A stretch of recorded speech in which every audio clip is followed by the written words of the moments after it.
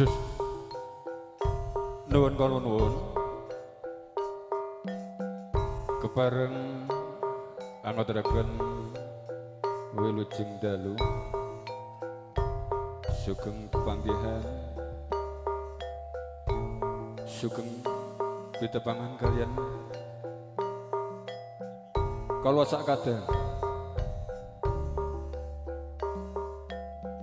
rencang-rencang saking bakat zaman kang micil saking Sun Jamusun kepareng ngaturaken sinaosa jawuh mugi-mugi jawuh ingkang beto kaberkahan lan mugi kawula dalaman sedaya tansah binarangan rahayu rahayu rahayu sama pinanggih. Nun kepareng ngaturaken assalamualaikum warahmatullahi wabarakatuh. Bismillah alhamdulillah wa syukrulillah. Wassalatu wassalamu ala Rasulillah wa ala alihi wa ashabihi wa mawala wa la haula wa la quwata illa billah.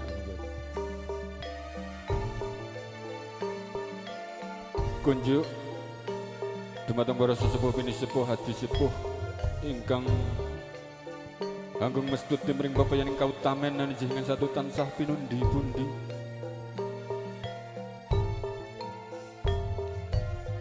Para pangembun pangembating praja nayakaning negari.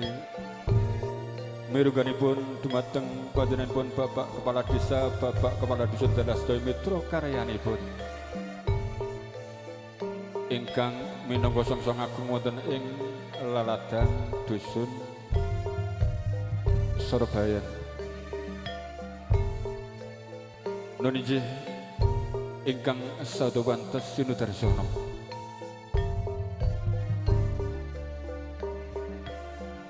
Sagung para pamirsa kakung Sumawana putri ingkang sadu tansah jinaket ing manah boten badhe ketalupen nun inggih katur dumateng sedaya warga masyarakat wonten ing dusun Surabaya miwah dhateng sedaya jajaran panitia ingkang saduhu tansah jinaket ing manah. Kepareng derek matur kawula minangka sulih sarira saking para kadang seni tari topeng mireng pekajaman saking Jamusan mbok bilih. Ing didiwanci dalu punika kepareng derek Suwan Ngabiyantara derek angregengaken swasana wonten ing kesempatan menuju acara rejebah. Namung saderengipun saestu kawula minangka sulih wonten ing mriki mbok bilih ing sak mangke saking kawula sakadang anggenipun marak Suwan Ngabiyantara sagung para rawuh sedaya linangkung dumateng sedaya masyarakat dusun Surabaya. Mbok bilih anggenipun sowan kirang trapsila kirang nuju prana bebasan wonten tindak saklampah ingkang boten genah atur sak kalimah ingkang boten pernah saestu wonten ing mriki kawula ngenten genah hanyunaken wonten ing agung esih samudra pangaksa mangdadan pepindhan.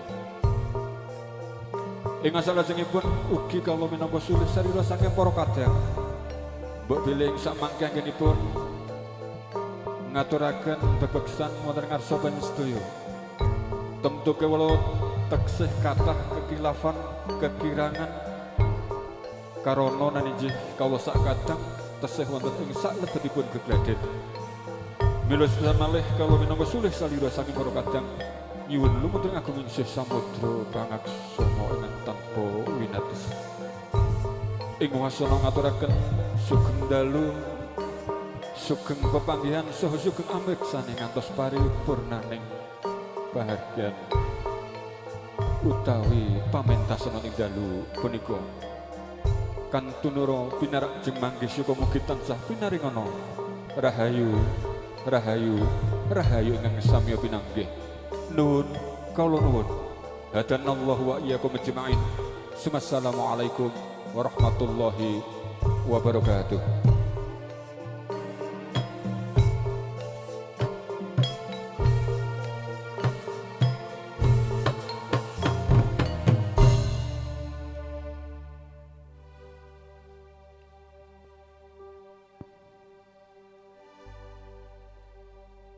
Sorak-sorak bergembira, bergembira semua.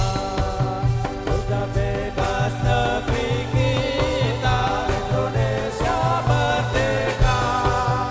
Indonesia merdeka, begitu bahagia. Itulah tujuan kita untuk selama-lamanya. Sorak-sorak bergembira, bergembira semua. Sudah bebas negeri kita, Indonesia merdeka. Indonesia merdeka, menuju Indonesia. Itulah mimpi kita untuk selama-lamanya.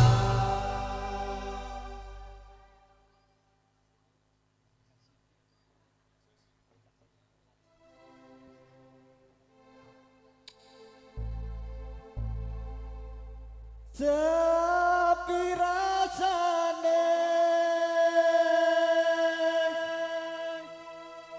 waktu biyen ucul dhewe,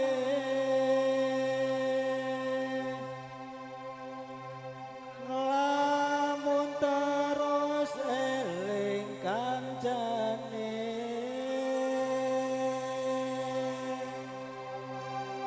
Zaman semono yang dolan rame-rame, kuyup rukun nang atine.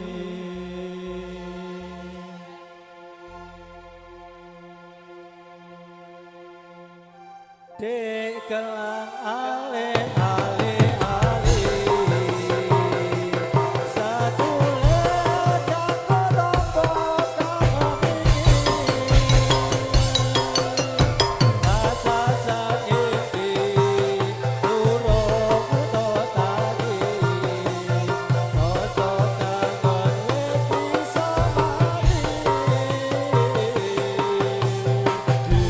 apa wis lali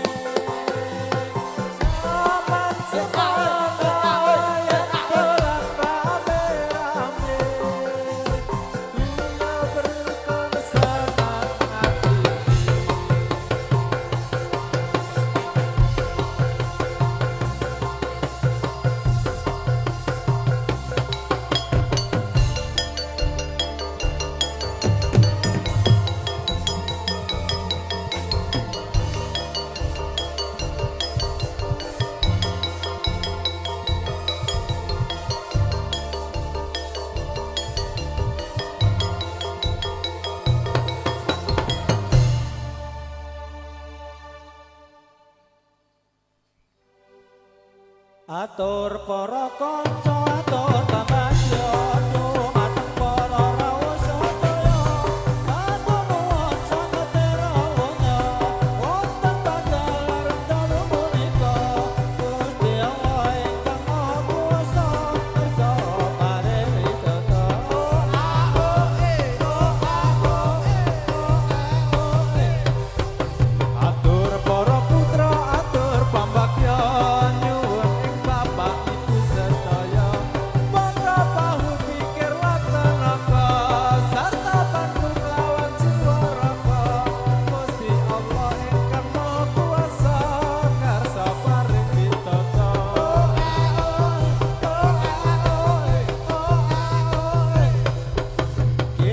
sesuwun dumateng pangeran saged nata kewajiban derek dawuhe Gusti Pangeran ayat kasebat utama Quran Nabi Muhammad kang tetes panutan kautus dening Pangeran.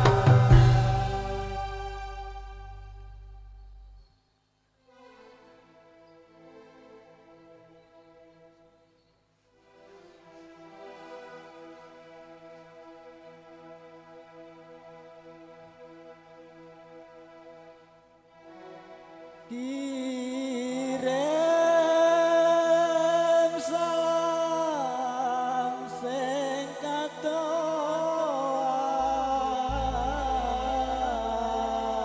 kadoan kanggo Dinda sing tak sayang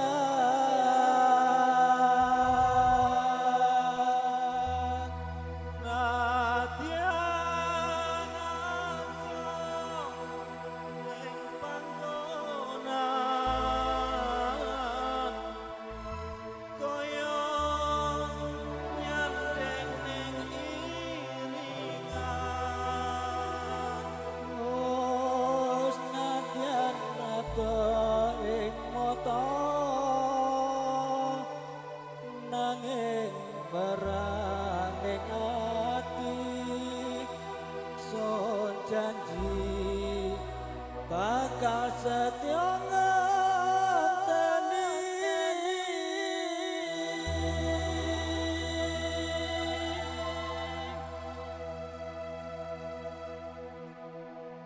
tansah kelingan manis mesene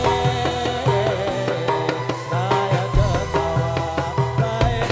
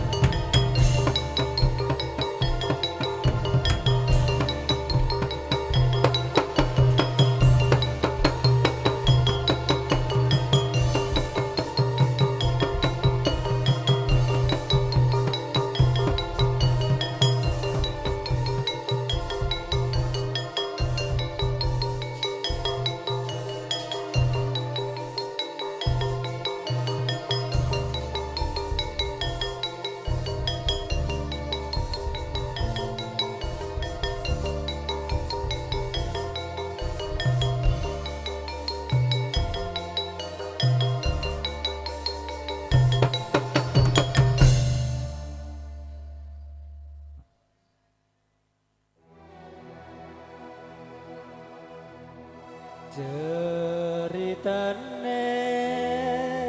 wayang Jawi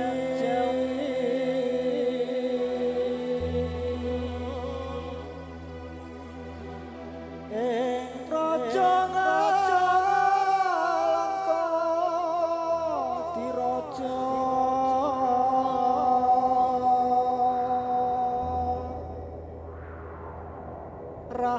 Rahwana raja arane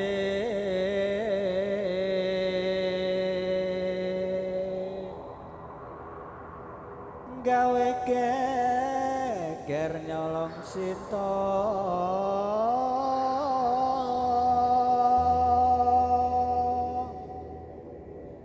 Anoman cancut tumandang Ngalangka wis dadi awu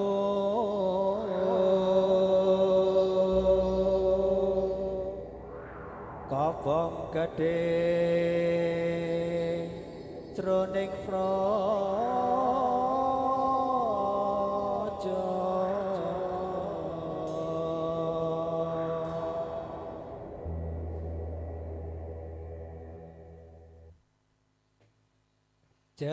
ceritane wayang Ramayana ing negara Alangkoti raja aku kutha Rawana raja gawe geger Sita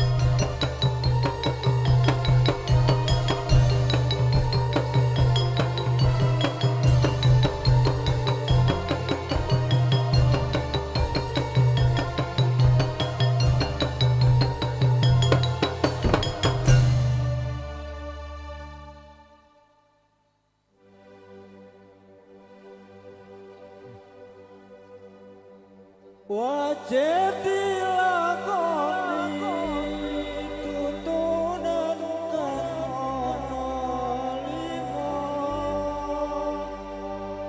syahadat sholat zakat poso haji lan puasa